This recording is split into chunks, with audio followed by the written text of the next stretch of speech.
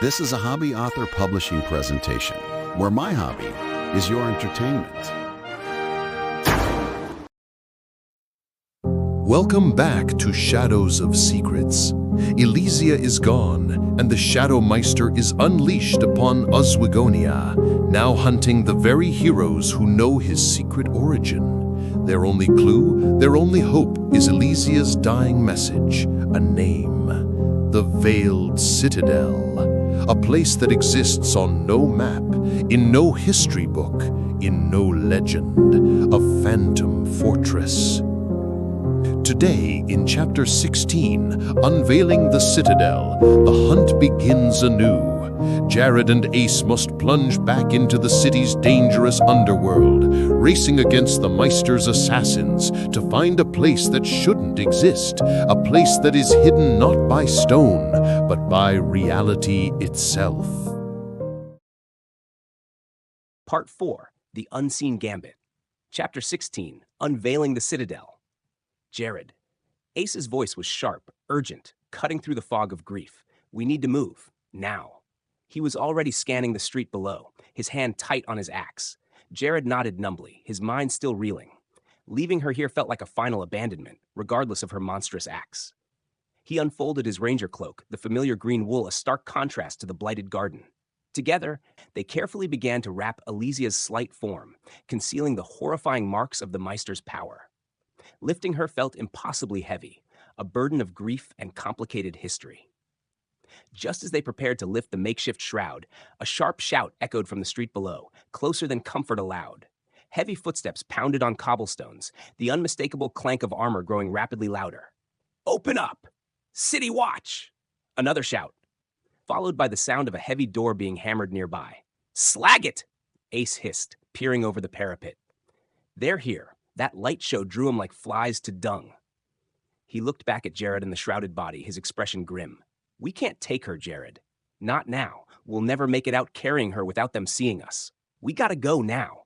The choice was brutal, instantaneous. Stay and be captured. Questions asked they couldn't answer, or flee and leave her behind. Gerrod's throat tightened, a fresh wave of grief and guilt washing over him. But Ace was right. He gave the cloaked form one last agonized look, then nodded curtly.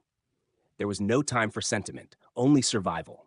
With one last thought, he pressed the green pendant into her cold hand and closed her fingers tightly around it. "Farewell, mother." Leaving Elysia's body lying amongst the wilting moon-petal blooms, they scrambled back towards the stairs. They descended with reckless speed, the sounds of the watch storming the adjacent buildings echoing behind them.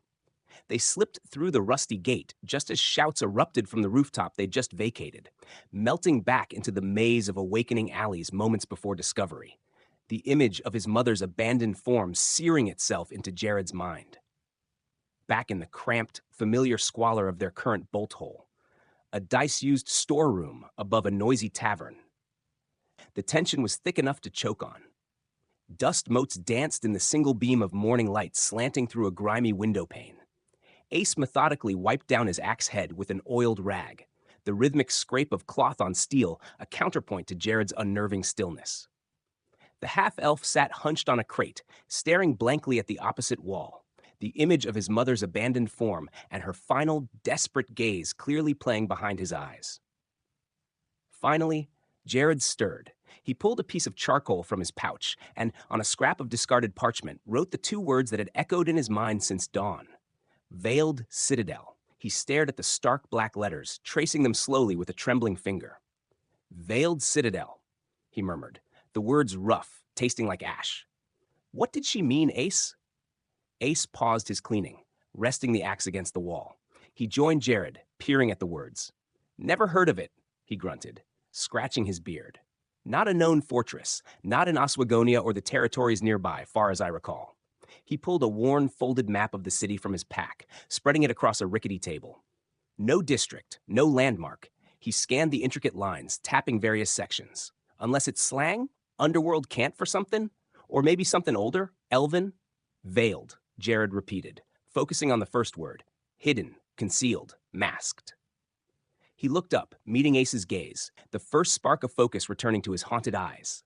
And Citadel, A fortress, a stronghold, a place of power or refuge. He looked back at the words. A hidden stronghold? But where? And why tell me? The cryptic clue offered no easy answers, only more questions, while the shadow of the Myster loomed large over the city. Driven by the desperate need for answers, Gerrod and Ace plunged into the meager resources they possessed within the confines of their safe house. They unrolled every map they had. Ace's detailed charts of Oswagonia's underbelly and sewer systems, Gerrod's painstakingly drawn maps of the surrounding wilderness marked with ranger signs, even fragments of older regional maps acquired over their travels. They scanned district names, geographical features, known ruins, ancient battle sites. Nothing. The words Veiled Citadel appeared nowhere. Next, they turned to their accumulated notes. Gerrod sifted through pages detailing local flora and fauna, observations on ley lines, and fragmented histories of elven settlements, searching for any mention, any legend, any folklore that might contain the phrase. Ace combed through his own extensive mental archive, cross-referencing it with coded lists of thieves' guilds, smuggling routes, hidden meeting spots, and underworld slang from various eras. He muttered curses under his breath, shaking his head. Nothing. Not in guild cant. Not in dockside whispers, not in the old dwarven records I remember. They cross-referenced the Raven Shadow documents again, the ledgers, the heist plans, the philosophical scrolls, hoping the context of Elysia's known activities might shed light on her dying words. Still nothing. The phrase seemed disconnected from her documented plans and operations. It felt older, different. After hours of fruitless searching, surrounded by scattered maps and useless notes, frustration mounted. The Veiled Citadel remained stubbornly veiled, a phantom name whispered from the grave, offering no purchase, no direction, just deepening the mystery and their sense of urgency. Desperation pushed them back out into the city, the risk of recognition secondary to the gnawing need for answers. Under the guise of mundane researchers, Gerrod appearing as a quiet scholar interested in botany, Ace begrudgingly posing as a gruff antiquarian, they navigated the crowded midday streets towards Oswagonia's grand library. The vast, echoing halls, filled with the scent of aging paper and beeswax polish, felt worlds away from the catacombs and rooftop confrontations. They split up, systematically working through different sections. Gerrod pored over dusty historical chronicles, official city records detailing construction and planning, architectural archives documenting fortifications past and present. He searched for any mention of citadels, hidden forts, or structures described as veiled or concealed. He found detailed histories of the royal palace, records of forgotten watchtowers on the city's edge, accounts of siege defenses through the ages, but no veiled citadel. Ace, meanwhile, navigated the sections on mythology, folklore, and regional legends, his pragmatism warring with the increasingly esoteric nature of their search. He scanned tales of hidden valleys, lost cities, magical fortifications, whispered about by old wives and discredited mystics. He even risked dipping into restricted sections containing fragmented accounts of pre-human settlements, hoping the name might surface in some obscure ancient context. Hours passed. The sun climbed high, casting long shadows through the library's arched windows. Their search yielded nothing. Histories, maps, legends, all remained silent. The Veiled Citadel was absent from official records and popular lore alike. It was as if the place Elysia named with her dying breath simply did not exist. A phantom whispered into the void, leaving them more lost than ever. Frustration gnawed at Ace as they left the echoing silence of the library empty-handed. Books and dusty records weren't his usual hunting ground, and they'd yielded precisely nothing. Right, he grunted, spitting onto the cobblestones once they were clear of the library steps. Enough with the fancy scroll sniffing. If this Veiled Citadel exists, it ain't in any scholar's bedtime story. His eyes narrowed, scanning the bustling street with a predator's focus. If it's hidden, secret, maybe tied to power someone wants kept quiet, then it ain't the librarians who'll know about it. He scratched his beard thoughtfully. Time to poke the real archives. The ones that don't keep written records. The afternoon sun cast long shadows, and the feeling of being watched, dismissed earlier as paranoia, returned with chilling intensity. They took a route through the less-traveled warren of alleys bordering the scribe's district, Ace leading the way towards his shadowy contacts. As they turned a sharp corner into a narrow passage choked with refuse bins, the air suddenly went dead cold. Silence slammed down, swallowing the distant city hum. 3 figures detached themselves from the deepest shadows ahead, blocking the way. They weren't the Meister's usual wraith-like agents. These were clad in form-fitting, dark leather armor, segmented like insect carapaces, dull black and absorbing the light. Their faces were obscured by smooth, featureless obsidian masks, and they moved with an unnerving, predatory grace, holding wicked-looking, slightly curved blades. Obsidian Syndicate, Ace hissed, shoving Gerrod back against the alley wall, drawing his axe in a blur. Meister's pet butchers. Slag it! They found us! The figures didn't speak. They attacked simultaneously, a coordinated triangle of death. One lunged low at Ace, blade tracing a lethal arc. Another went high at Gerrod, sword whistling. The third melted into the shadows beside Gerrod, reappearing instantly with a dagger aimed at his kidney. Gerrod reacted on pure instinct, twisting away from the high strike, deflecting the dagger thrust with his forearm bracer. A sharp pain lanced up his arm. He kicked out, connecting with the dagger wielder's knee, hearing a satisfying crack. Ace, meanwhile, parried the low attack, sparks flying as his axe met the assassin's blade, the force of the blow jarring him. He used the momentum to spin, slamming his armored shoulder into the attacker, buying a precious second. The fight was brutally fast, utterly silent, save for the clash of steel and grunts of exertion. These weren't thugs. They were masters of close-quarters killing. Gerrod found himself constantly on the defensive, parrying lightning-fast strikes from 2 assailants at once. Ace was faring little better, his axe barely keeping the third assassin at bay. "Can't hold him," Ace yelled, shoving his attacker back momentarily. "Gotta break!" Gerrod saw his chance. The assassin whose knee he damaged stumbled slightly. Gerrod drove forward, ignoring the blade scoring his cloak, and slammed his dagger into the gap beneath the assassin's obsidian mask, finding the throat. The figure choked, spasmed, and fell. The momentary gap was all they needed. "Now!" Gerrod shouted. He kicked over a pile of refuse bins, sending rotten vegetables and filth spilling across the narrow alley, momentarily disrupting the remaining assassin's footing. Ace didn't hesitate, grabbing Gerrod's arm and hauling him towards a rusted maintenance ladder bolted to the adjacent tenement wall. They scrambled upwards just as the syndicate recovered, their obsidian masks turning towards the escape route, silent and deadly. A thrown blade whizzed past Gerrod's head, embedding itself in the brickwork inches away. They reached the rooftop and sprinted across the uneven slates, disappearing into the urban maze before their pursuers could follow. Panting behind a chimney stack blocks away, Ace wiped sweat and grime from his face. "Damn close. Those syndicate bastards, they don't play." Gerrod nodded grimly, checking the gash on his arm. "They knew where to find us. The Meister's reach is tightening." The encounter left them shaken, acutely aware of the elite forces guarding their enemy. That evening, cloaked and cautious, Ace melted back into the city's shadowed underbelly. He sought out old contacts, a fence operating out of a pawnshop basement, a washed-up information broker nursing cheap ale in a dockside dive, even risking a brief coded exchange with a rival guild lieutenant met under truce in a neutral tavern cellar. He didn't ask about the Veiled Citadel directly. That was too specific, too likely to raise alarms. Instead, he probed obliquely.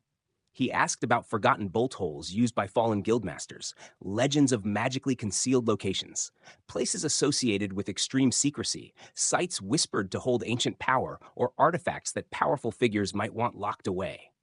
He traded favors, dropped vague hints about a lucrative retrieval job, greased palms with carefully hoarded coin, leveraging decades of underworld connections and hard-won grudging respect. It was slow, dangerous work, navigating treacherous currents of distrust and ambition. But if anyone knew about a truly hidden stronghold, it would be the rats nesting in the city's foundations. Ace's discreet inquiries started yielding results, but not the kind he'd hoped for. When he shifted from general questions about hidden places to more specific probes, circling vaguely around concepts of magically concealed fortresses or sites tied to ancient, perhaps forbidden power, a noticeable chill entered the conversations. The usual underworld mixture of greed and wary negotiation was replaced by something else: fear. The grizzled fence, normally happy to discuss any illicit topic for the right price, suddenly claimed ignorance, his eyes darting nervously towards the shadowed corners of his basement shop as he hastily ushered Ace out. The washed-up information broker, usually desperate for coin, abruptly sobered up, stammering that some doors were best left unopened before practically fleeing the dive bar. Even the rival guild lieutenant, met under the uneasy truce of neutral ground, went pale beneath his scars when Ace obliquely mentioned strongholds hidden not just by stone, but by something else. He'd cut the meeting short, muttering about ancient pacts and places best forgotten. Most disturbingly, two of Ace's lower-level informants, contacts he'd used for years for minor rumors and street-level gossip, simply vanished overnight after he'd carefully floated the concept of a citadel that hides itself. Their usual haunts were empty. Their known associates claimed not to have seen them.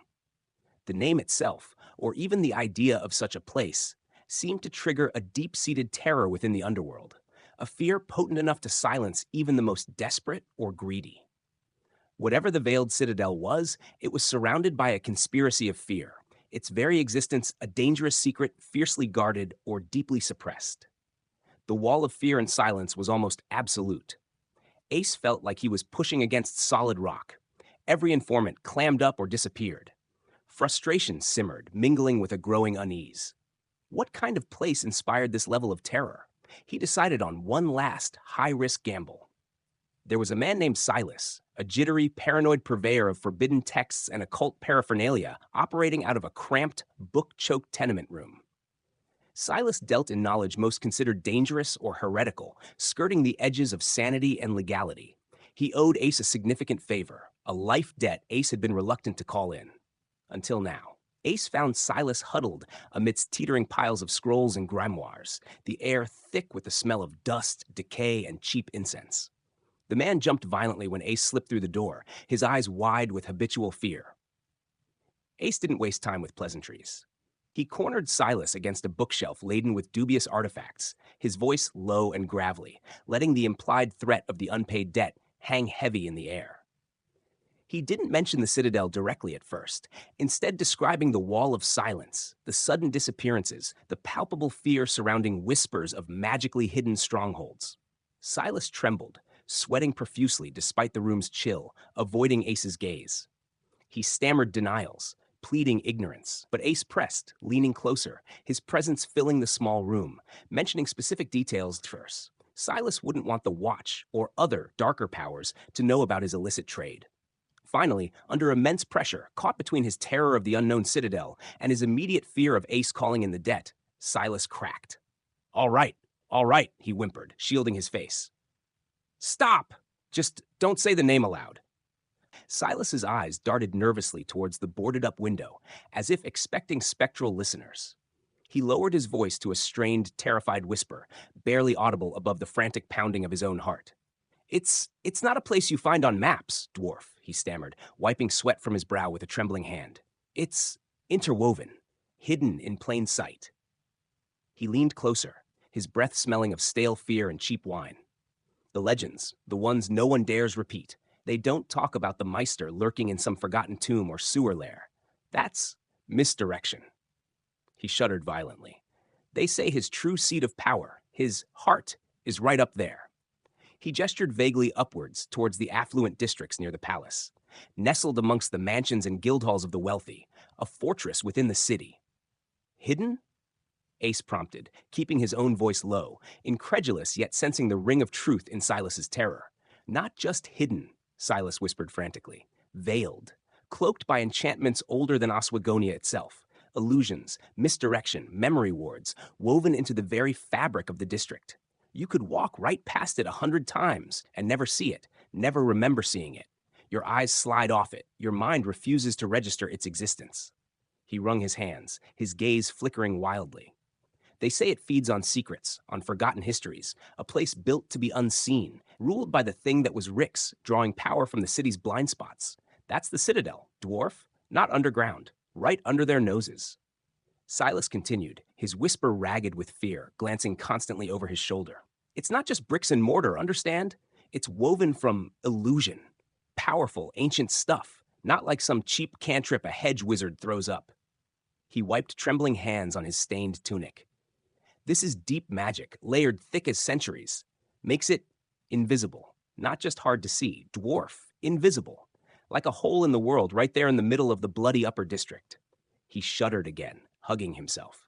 And it's not just sight. Try to walk towards it, even if you somehow knew where it was. Your feet just detour. Your mind finds excuses. A sudden urgent errand, a forgotten appointment, a street that seems impassable for no reason.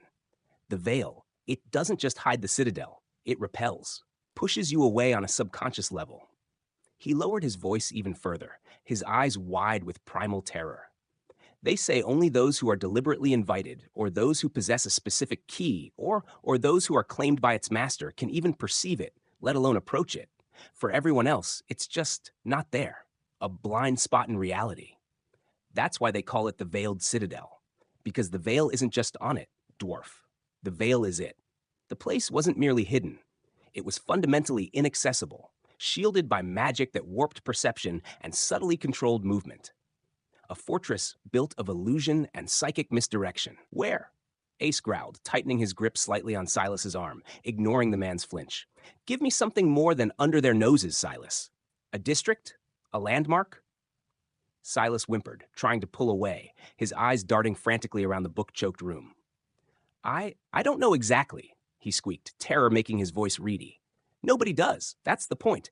But the whispers, the fragments I pieced together from forbidden texts, they hint. He swallowed hard, his Adam's apple bobbing.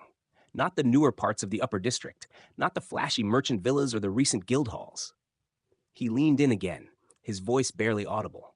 Think older, much older. The Ivory Ward. His eyes widened, as if saying the name itself was dangerous. Up near the original foundations of the city nobility, where the oldest families built their first mansions centuries ago, near the Blackwood Grove remnants. He shuddered.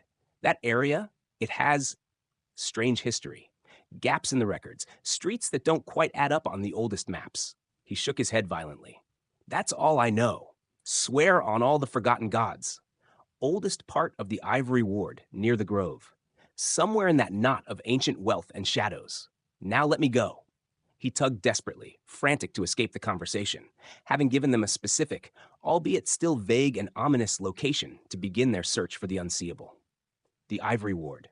The oldest, wealthiest, most established part of the upper districts, nestled against the remnants of the ancient Blackwood Grove.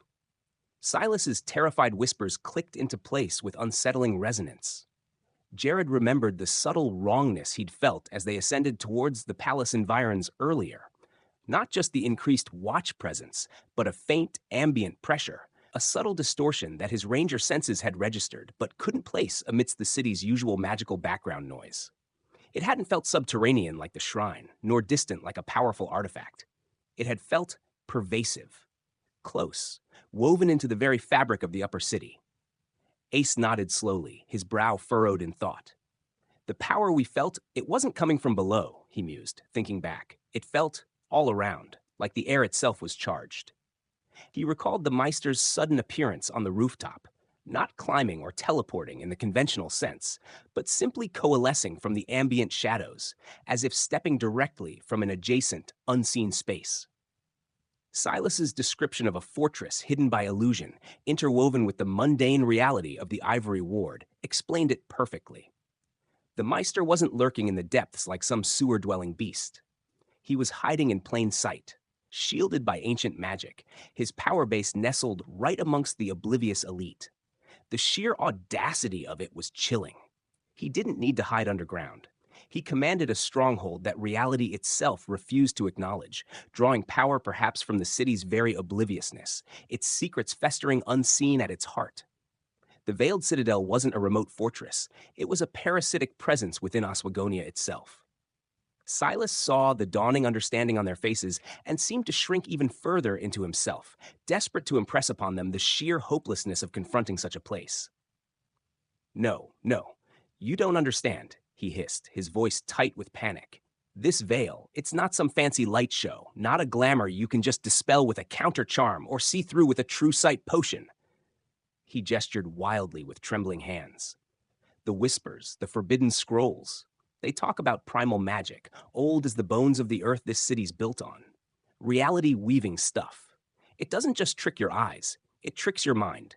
It rewrites your damn perception of the world around you.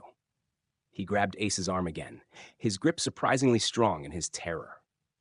Brute force? You'll exhaust yourself beating on empty air that looks like a wall. Counterspells? They'll unravel like smoke against something this fundamental. It's woven into the stones, into the ley lines, maybe even into people's damn memories. He lowered his voice again, eyes wide and frantic. They say the only way past the veil is with a specific key attuned to its resonance. Or, if the master allows you entry. Otherwise. He shuddered, unable to finish the thought, the implication clear. The Veiled Citadel wasn't just hidden, it was defended by magic far beyond ordinary countermeasures, magic that manipulated reality itself, rendering conventional approaches utterly useless. Trying to breach it unprepared wasn't just dangerous, it was fundamentally impossible. Ace released Silas, who scrambled back into the dubious safety of his book piles, whimpering softly. The dwarf turned to Gerrod, his face grim. "Right," he said flatly. "So we know the name, and we know the hunting ground. Ivory Ward, oldest part, a fortress hidden by magic so thick it makes reality take a detour." He crossed his arms, leaning against the doorframe, blocking Silas's only escape. "Problem is," he continued, his gaze meeting Gerrod's, "knowing where it is and being able to get there are two very different tankards of ale. According to jittery Silas here, we could march up and down the Ivory Ward till the stars freeze over and never lay eyes on it, let alone get inside." Gerrod nodded slowly, the weight of the challenge settling upon him. They had the what? The Veiled Citadel, the Myster's true base. They had the where, roughly, the ancient heart of the Ivory Ward. But the how remained a gaping abyss. Elysia's dying words had pointed them in a direction, but hadn't provided the key. How could they possibly find, let alone breach, a fortress protected by reality-warping illusions, especially without a specific invitation or a key attuned to its ancient magic? They were standing outside an invisible, unreachable stronghold, knowing their enemy lurked within, consolidating power, while they possessed no apparent means to even perceive the door, let alone knock it down. Gerrod considered Silas's terrified description of the veil, illusions that rewrote perception, deflected intent, magic woven into the very fabric of reality. His own skills, honed in the natural world, felt blunt and inadequate against such a sophisticated, unnatural defense. He could track a deer across bare rock, navigate by the faintest star shift, sense the subtle disturbances in a forest's energy. He could even perceive the lingering traces of conventional magic, like the wards on Terrell's workshop or the faint hum of his mother's pendant. But this was different. This wasn't about spotting a broken twig or sensing a residual aura. This was about bypassing magic designed to make itself fundamentally imperceptible, magic that actively manipulated the observer's mind. His connection to nature, his ability to read the real world, was useless if the magic itself was rewriting what real meant in that specific location. His eyes wouldn't be tricked by simple illusion. But if the veil subtly altered his perception of distance, direction, or even intent, how could he trust his own senses to guide him? Tracking skills meant nothing if the quarry existed in a blind spot deliberately woven into the world. Against ancient, reality-warping enchantments, his ranger abilities offered no advantage. They were facing a purely arcane fortress, and his nature-based skills couldn't provide the key. Ace listened to Silas's panicked description and watched the dawning realization on Gerrod's face. He mentally ran through his own extensive toolkit, lockpicks fine enough to open a royal jewel box, probes delicate enough to detect pressure plates weighted for a mouse, senses honed to spot tripwires thinner than spider silk. He could bypass mundane traps, disable complex clockwork mechanisms, even navigate magically warded doors if the magic was straightforward enough, like Terrell's resonant traps. But this? A fortress that wasn't just locked, but invisible? Defended by magic that scrambled your brain and turned you around before you even knew you were close? His skills were useless here. Picking a lock required finding the damn door first. Disabling a trap meant perceiving the corridor it lay in. Against reality-warping illusions designed to prevent approach on a fundamental level, his expertise in physical security and conventional magical wards was utterly irrelevant. He swore under his breath, scrubbing a hand over his face.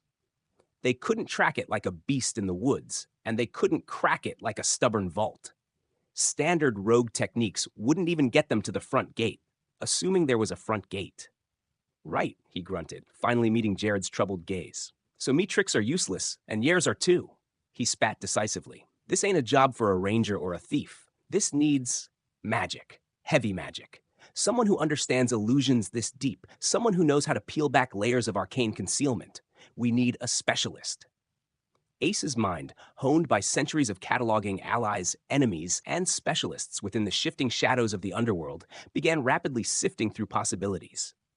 Mages? Most guild mages wouldn't touch something potentially this dark or ancient. Sorcerers? Too unpredictable.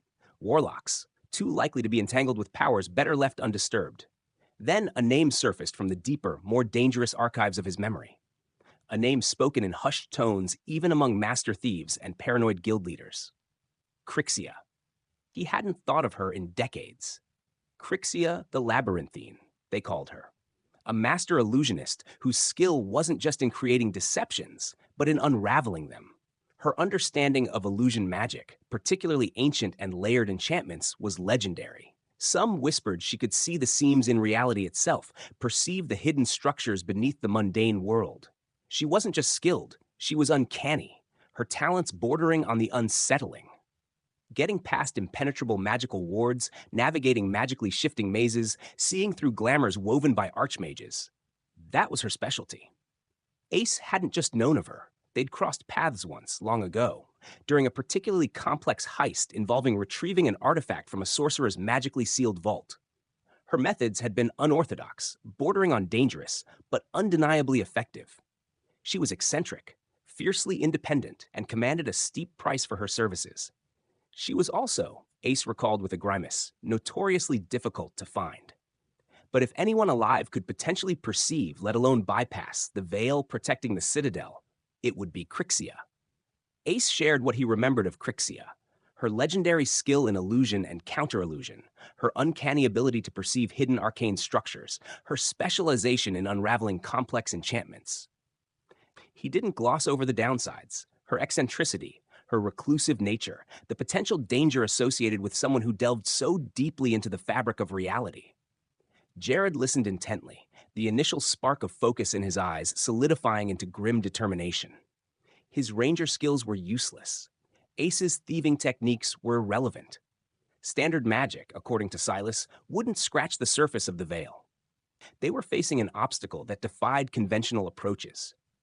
Crixia, this master illusionist Ace knew from his past, sounded like precisely the kind of unconventional, specialized key they desperately needed. A specialist, Gerrod echoed Ace's earlier assessment, nodding slowly. Someone who fights magic with magic, illusion with insight. He looked at the charcoal words on the parchment. Veiled Citadel. If this veil warps reality, we need someone who can see the warp, maybe even bend it back. He met Ace's gaze, the shared understanding clear. Finding and persuading this Crixia, however difficult or dangerous she might be, represented their only viable path forward. She was the long shot, the unpredictable variable. But against a fortress that defied perception, she was suddenly their only hope of finding a way through the looking glass.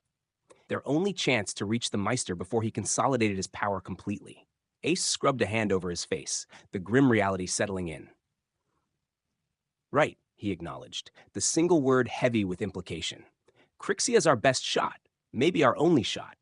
He looked at Gerrod, his expression losing any trace of optimism. Finding her, though, that's the trick. She makes hermit crabs look sociable, values her privacy like a dragon guards its hoard, doesn't use established channels, moves like smoke, covers her tracks with illusions better than most archmages can conjure. He paced the small storeroom, agitation replacing his earlier stillness.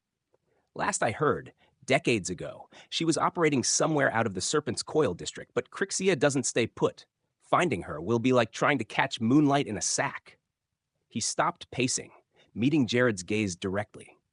And even if we do find her, he added, his voice dropping, Convincing her is another mountain entirely. She avoids trouble, Gerrod. Big trouble especially. Doesn't pick sides, doesn't get involved in wars or power struggles. Lives in her own world of illusions and arcane puzzles. He gestured vaguely towards the city outside. Asking her to stick her neck out against him? Against the thing Rix became?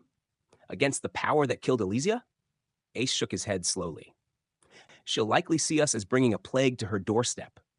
Getting her involved will take more than coin or calling in old favors. It'll take a miracle, or maybe finding leverage she can't ignore. The path forward was clear, but fraught with immense difficulty. A race against time to find a needle in a haystack, and then convince that needle to fight a dragon. The enormity of the task settled upon them, heavy and daunting as the silence in the storeroom. Finding Crixia the Labyrinthine, master illusionist, renowned recluse, specialist in the very arts that made her impossible to track. And doing it while navigating a city undoubtedly crawling with the Shadow Myster's agents, now likely alerted to their existence and actively hunting them after the confrontation on the rooftop. Every shadow could hold an enemy. Every whisper could be a trap. Ace ran a hand through his beard, his mind already churning, sifting through old contacts, forgotten rumors, the faintest whispers regarding Crixia's habits or potential weaknesses from decades past. Was there a particular type of arcane component she favored? A specific purveyor of rare inks or parchment she might still patronize? A hidden library or archive she might risk visiting for obscure lore?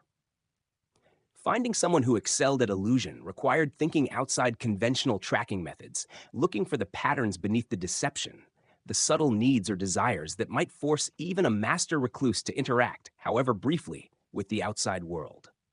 Gerrod considered the challenge from his own perspective. Crixia might cloak herself in arcane deception, but perhaps there were non-magical traces? A preference for a certain type of rare herb for incense? A telltale sign left unconsciously at a location she frequented? Even illusionists had habits. Their search couldn't rely on brute force or obvious trails.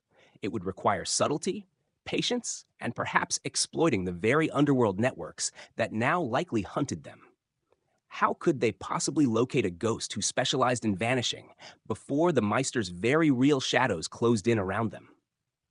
The hunt for Crixia had begun, a desperate race against time and escalating danger. The Citadel is real, but it is veiled, hidden by ancient, reality-warping magic that our heroes cannot breach alone. Their desperate search has led them to a new, unpredictable player, Crixia the Labyrinthine, a legendary master of illusion. But Crixia values her privacy above all else. Can Gerrod and Ace convince this reclusive specialist to risk everything and help them challenge the Shadow Myster? The fate of their quest may rest on a very dangerous bargain. Find out next time in Chapter 17, Seeking the Illusionist.